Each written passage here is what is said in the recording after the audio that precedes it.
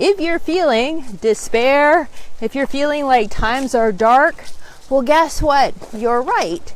And if you have these overwhelming feelings of fear and such, I want you to know that's totally normal. We are in a stage right now, and we will come out of it. That's the important thing to know. But we're in a stage right now, it's called belly of the whale. And in the Bible and mythology, belly of the whale is a transformative place.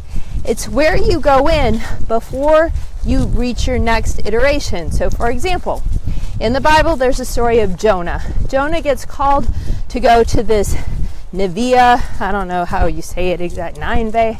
Anyway, this city to preach. And he's like, oh, hell no, I'm not going there. Those people, they are wicked and they are going to murder me, because that's what they were known for. They were known for murdering people. So he's like, not doing it. So he gets on this boat and he's like, peace out, I'm gone. Well, of course, a storm comes, and superstitious people, they're like, who pissed off God? And Jonah's like, yeah, I think that was me. So of course they kick him off the boat. They're like, we don't want you. We're not going to die because you're being an idiot. So he gets kicked off the boat, and then this fish swallows him up, and he goes into the belly of the whale. And then he gets spit out, of course, on the coast of Nineveh, which ends up being a place where he transforms. Like, they listened to him. They were ready to hear his message. They were ready to hear the good news. That's one example. Another one where we see belly of the whale is with Pinocchio. So Pinocchio has to go and track down Geppetto, and he ends up in the belly of the whale and has to confront all of the inauthentic, all of the lies, all of the things that he has done, which are less than his best self.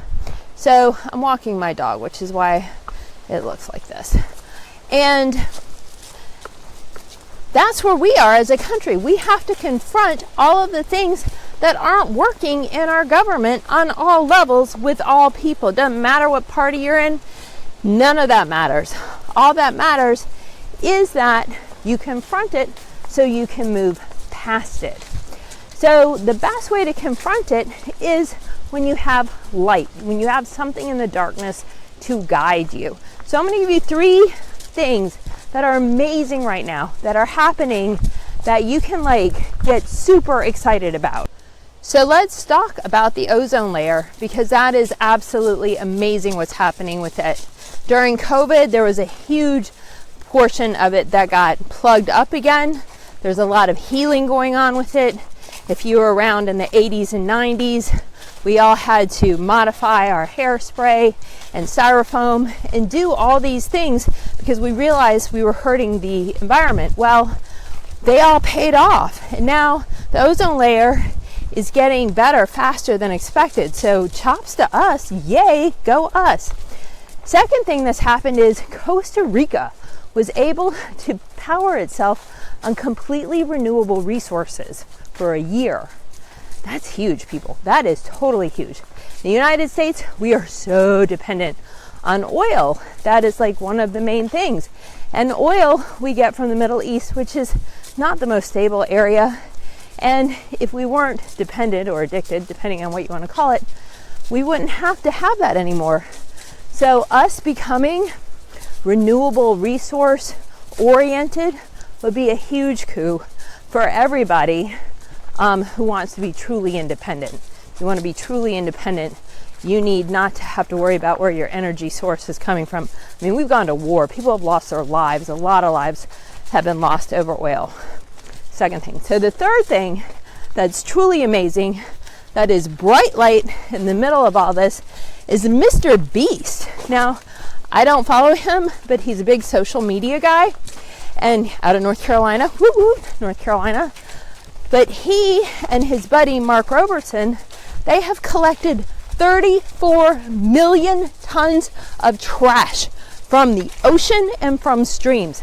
They are out there kicking ass. I mean, they are cleaning up this planet for us. So shout out to them. What can you do to be the light? I'm going to give you 2 things. First of all, you can be like Mr. Bean. It does not take a lot to grab a bag and go up and pick up trash around your neighborhood.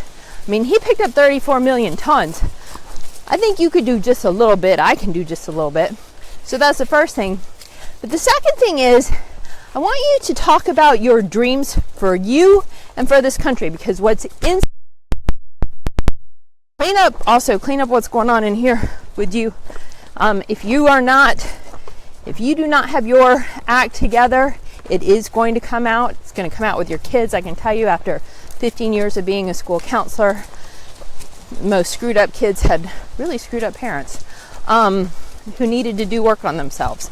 So do your own work. Doesn't mean you're a bad person. Everybody has work that they have to do. So do your work. So that's, I guess I'm going to give you 3. So do your work. But the third thing I want to talk about is tapping into your own dreams. So I have a dream for this country. My dream's a little different. I want universal health care. And you might be like, well, that's, but let me tell you why I want it. Because as a small business owner, and as somebody who's done a lot of career coaching, so many people are in jobs they hate that they're so low productive to because they want the health care. So many entrepreneurs won't take that leap because they need the health care. This is a terrible way to impact our economy. Give them health care, I think you're going to see crazy amounts of creativity going on. I really do. So that's my dream. What is your dream for this country? Share it with me. I want to know.